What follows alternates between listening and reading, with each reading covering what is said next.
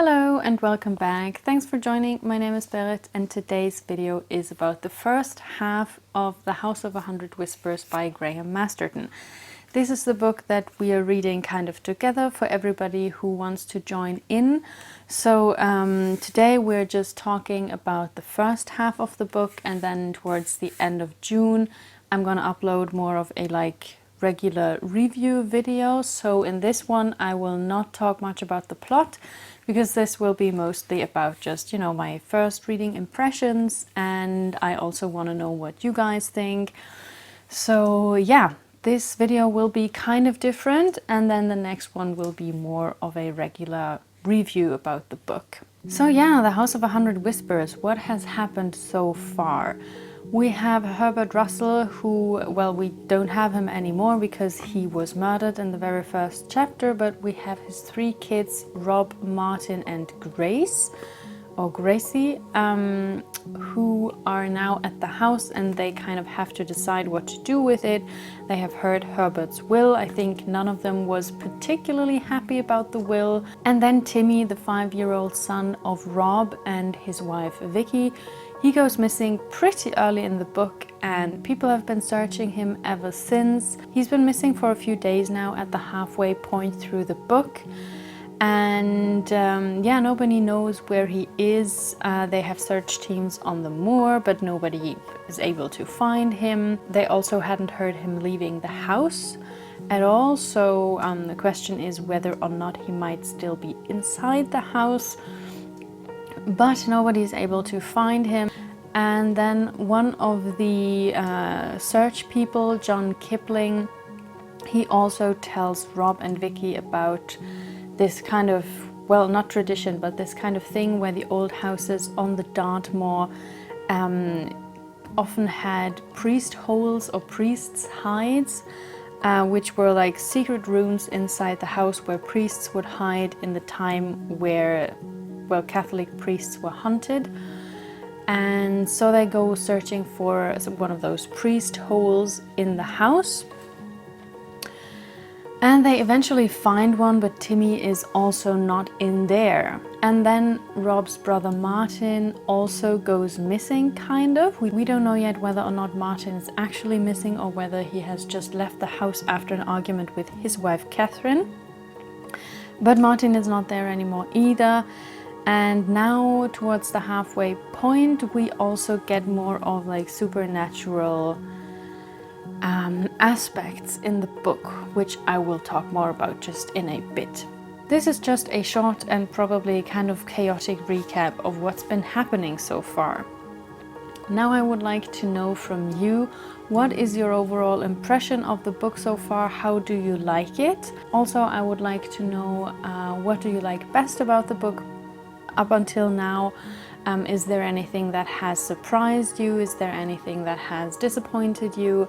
Are there things that you don't like so much about the book up until this point?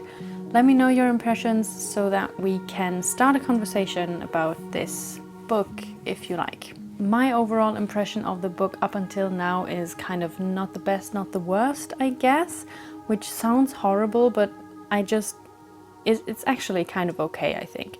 So I think that the scarier parts at night, where the characters hear whispering and stuff like that, I do think that those parts are pretty scary and they are well written, and I kind of get creeped out by them because you hear this kind of whispering and it's dark and you don't know who's there, and there are, these voices of people who just couldn't have entered the house without anybody noticing, and then when they look around the house they never find anybody. So I think that this is really well written, and I did find it pretty scary until now.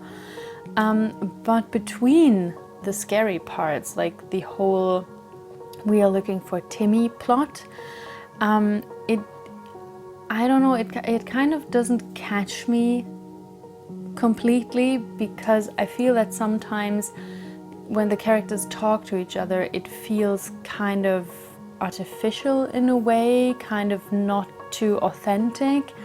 Like when Portia says that this is the creepiest house I've ever slept in, or when people say like I don't know what's going on, but this is what I heard, or this is what I saw. Or like, this is very scary, Rob. I don't know, I think this takes a bit away from the atmosphere. So that is why I would say it's somewhere in between, like not the best, not the worst, but it's fine. Because I would love it if the scary atmosphere, the gloomy mystery atmosphere would hold better between the parts at night where the people hear the whispering and stuff like that.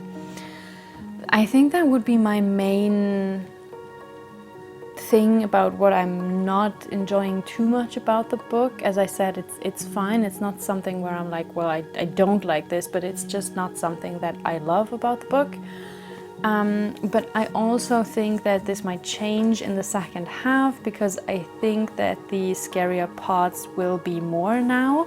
And this is especially because the last chapter that we've read so far, chapter 20, is more on the supernatural and kind of mystery side, because Rob and Vicky, together with Ada and the other guy, they went into this room which they thought is a priest hole, which actually it doesn't seem to be. So they are in this room, and the guy, I forgot his name now, of course, for the video, he argues that this is probably not actually a priest hole, but this kind of room that is suspended in time.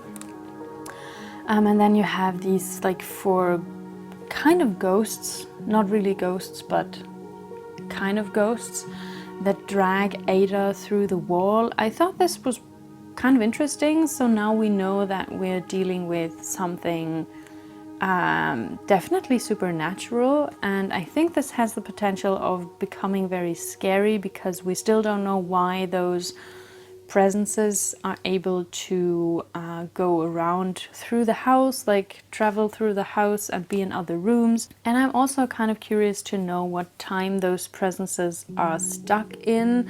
I'm still kind of curious to know what happened to Timmy, and yeah, how the book will progress from here, because I do think that the mystery, supernatural, scary part will be bigger now, as they try to investigate what's going on in this house and with the room. I am kind of surprised because I do remember from the blurb that the blurb did mention explicitly that Herbert Russell is the former boss of the prison or something there in that area. And I am kind of surprised that up until now this has not been a major point in the story. Like, you do have those baggage stuff in the attic, which has the names of former prisoners probably on them.